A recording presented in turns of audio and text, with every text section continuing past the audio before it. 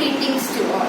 Myself Harishri SS of Class 8B from NBK's Vidyalaya Vettuvandi to speak a few words about the Greenhouse Gas Emissions Challenge.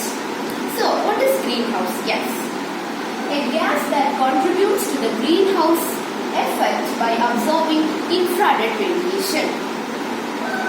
Methane from agriculture, landfills, natural gas systems, nitrous oxide from cars, manufacturing companies, agriculture soil management, sulfur hexafluoride from electrical transmissions and magnesium products, and carbon dioxide from transportation, coal and crude oil, fossil fuel combustions are some of the examples of greenhouse gases.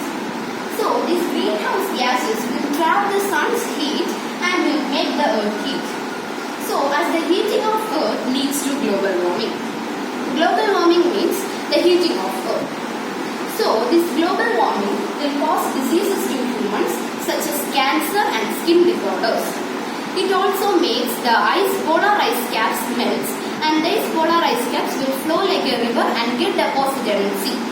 Automatically, the sea level rises, and many of the coastal regions will submerge underwater. So, global warming is a danger one.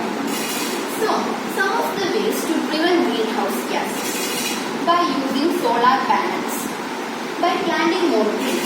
So, planting more trees reduces greenhouse gas by photosynthesis, through which it absorbs large amount of carbon dioxide and releases oxygen. And by recycling. So, by recycling of plastic bags, bottles, we can reduce greenhouse gases. And by adding manures to crops. So, manures such as organic matters, cattle dung, etc. we can add to soil.